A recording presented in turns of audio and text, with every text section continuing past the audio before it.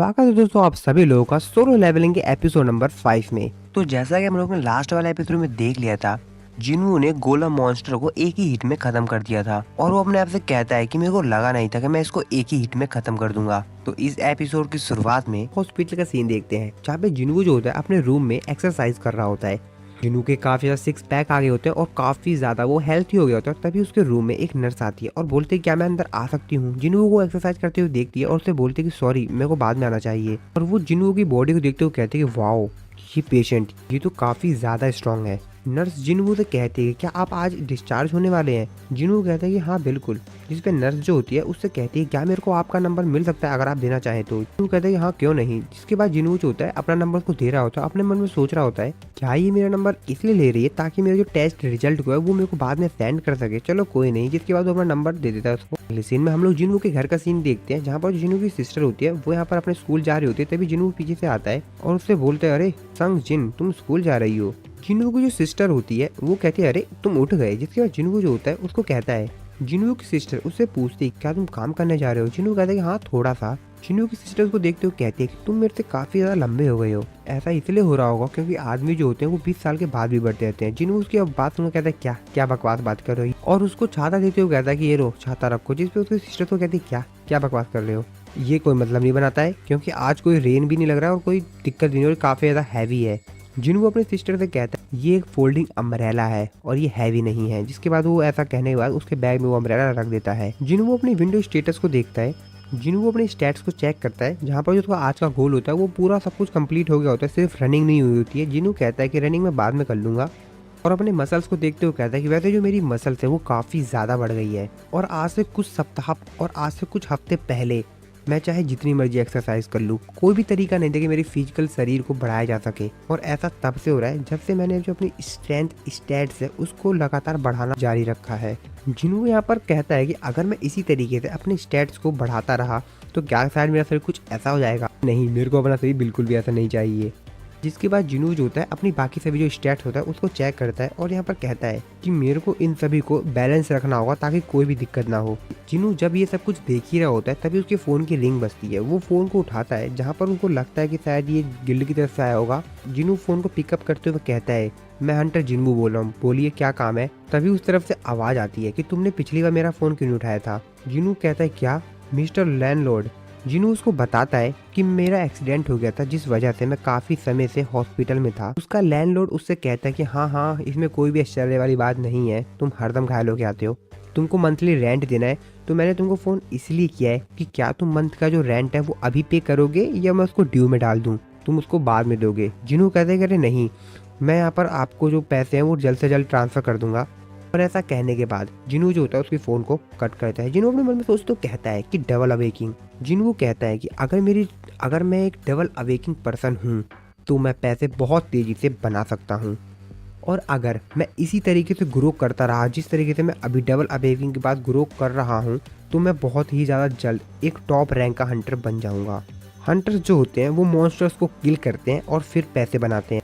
जितना ज़्यादा high experience उतना ज़्यादा हाई रैंक और उतने ही ज़्यादा कीमती होंगे क्रिस्टल्स जो कि ड्रॉप करेंगे मॉन्स्टर्स। हाई रैंक के हंटर्स काफ़ी ज़्यादा कम है इसलिए वहाँ पर कंपटीशन भी काफ़ी ज़्यादा कम है जैसे कि ई रैंक और डी रैंक के हंटर्स। लो रैंक के जो हंटर्स होते हैं वो भी काफ़ी ज़्यादा होते हैं लेकिन लो रैंक के हंटर्स को अपने साथ कोई भी ले जाना नहीं चाहता क्योंकि जो ई रैंक के हंटर्स होते हैं उनको गिल्ड के द्वारा एक्सेप्ट नहीं किया जाता है तो उनके लिए एक जॉब ढूंढना काफ़ी ज़्यादा कठिन होता है।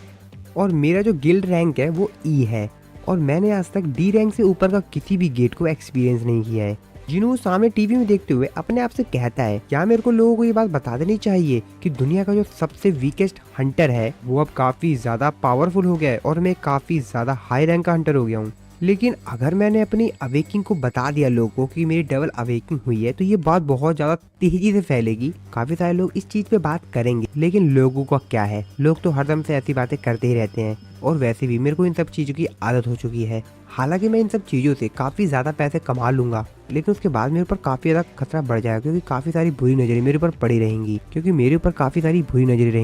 बारे में बातें बनाना शुरू कर देंगे। ये एक ऐसा हंटर है जो कि एक्सपीरियंस गेन कर सकता है।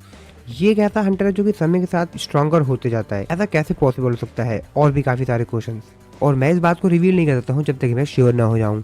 जिसके बाद वो अपना फोन निकालता है और फोन की तरफ देखते हुए कहता है कि सबसे पहले मेरे को पैसे बनाने होंगे, अगर मैं अटैक फोर्स के साथ एंटर करता हूँ तो ये मेरे लिए काफी ज्यादा बेहतरीन रहेगा। इसके बाद अगले सीन में हम लोग जिनवू को देखते हैं जो कि रेडी हो गया होता है अपने अगले मिशन के लिए। जिनवू एक जगह पे पहुंचा गया होता है जहाँ पर काफी सारे हंटर्स उसका इंतजार कर रहे होते हैं। उनमें तो एक हंटर होता है, वो जिनवू को देखते हुए कहता है कि अरे इस तरफ आओ। जिसके बाद वो जिनवू के पास जाता है। वो हंटर उसको अपना नाम बताता है और बताता है कि मेरा नाम डोंग संग है, तुम्हारा नाम क्या है दोबारा से बताना। जिनवू उसको कहता है कि मेरा नाम संग जिन वू है। हंटर उसको चिढ़ाते हुए कहता है कि अच्छा तो तुम ई रैंक के हो है ना। जिनवू कहता है कि हाँ। जिसके बाद वहाँ पे बाकी सभी जो हंटर्स होते हैं उसका मजाक बनाना शुरू करते हैं, उसके ऊपर हंसना शुरू कर देते हैं ये बात सुनकर कि वो एक ई रैंक का हंटर है। जो एक हंटर होता है वो कहता है कि अरे इसको तो मैं जानता हूँ, ये काफी ज्यादा फेमस इंसान है। इसका निक नेम क्या था? अरे हाँ, इसका निक नेम था वर्ल्ड वीकेस्ट हंटर, यानी दुनिया का सबसे कमजोर हंटर। इस ग्रुप का जो हंटर लीडर होता है वो कहता है कि अरे ठीक है अब सब बंद करो बातें। और जो सबसे इम्पोर्टेंट बात है वो है नंबर्स। हम लोग को अपनी संख्या बढ़ानी है, ना कि हमको रैंक्स देखनी किसी की।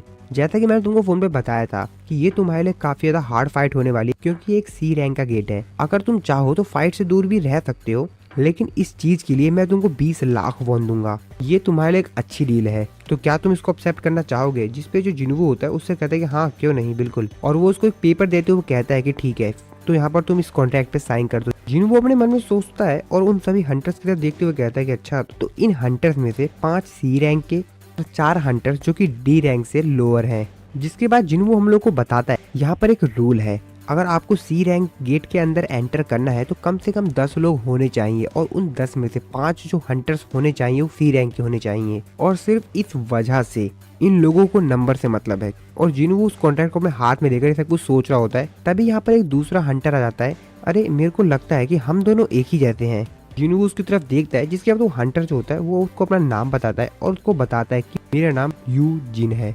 जिनवू उस हंटर की तरफ देखते हुए कहता है कि यार ये इतना अजीब क्यों लग रहा है। जिनवू ग्रुप के लीडर से पूछता है तो मेरे को अब क्या करना होगा? तुमको ज्यादा कुछ नहीं करना है, तुमको हमारे जो बैग है उसको उठाना है और हमको फॉलो करते रहना है बस। और इस बैग के अंदर ज्यादा कुछ नहीं है, सिर्फ हमारे कुछ क्लॉथ हैं, फूड है और हमारे इक्विपमेंट्स हैं। जिनवू उससे पूछते हैं कि क्या हम लोग बिना हीलर के जाने वाले हैं? जिसके बाद उसको बताता है जैसा कि तुमको पता है कि एक पर्सनल अटैक फोर्स के साथ एक हीलर हंटर को ले जाना कितना ज्यादा कठिन है, हमको ऐसा ही करना पड़ता है। जिनवू उस कॉन्ट्रैक्ट को पढ़ता है जिसमें लिखा हुआ होता है अगर डंजन के अंदर किसी भी प्रकार का कोई भी एक्सीडेंट हो जाता है तो मैं किसी को भी ब्लेम नहीं करूंगा। जिस शर्त को पढ़ने के बाद जिनवू कहता है कि यहाँ पर कोई भी हीलर नहीं है, तो इसको एक्सेप्ट करना थोड़ा सा हार्ड है, चलो कोई नहीं मैं इसको एक्सेप्ट कर लेता हूँ। जिसके बाद जिनवू जो होता है वो भी जो कॉन्ट्रैक्ट होता है उसको एक्सेप्ट कर लेता है। तभी यहाँ पर जो यूजिन होता है वो जिनवू से कहता है कि तुम चिंता मत करो, मैं तुमको प्रोटेक्ट करूंगा।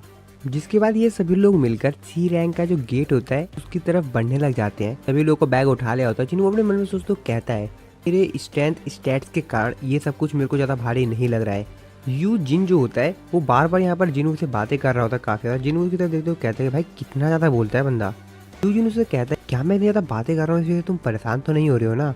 जिसके बाद फाइनली ये सभी लोग सी रैंक का जो गेट होता है वहाँ पर पहुंच जाते हैं। और जब वो लोग वहाँ पे पहुंचते हैं तो उनमें जो एक हंटर होता है वो डोंग से कहता है तुम पक्का श्योर हो ना कि एक सी रैंक का गेट है, क्योंकि थोड़ा सा बड़ा लग रहा है। डोंग कहता है क्या बकवास कर रहे हो तुम कहना क्या चाह रहे हो? हमारा जो गिल्ड है वो बेकार है, यहाँ पर कई बार आया हुआ हूँ। हाँ ये एक सी रैंक का ही गेट है।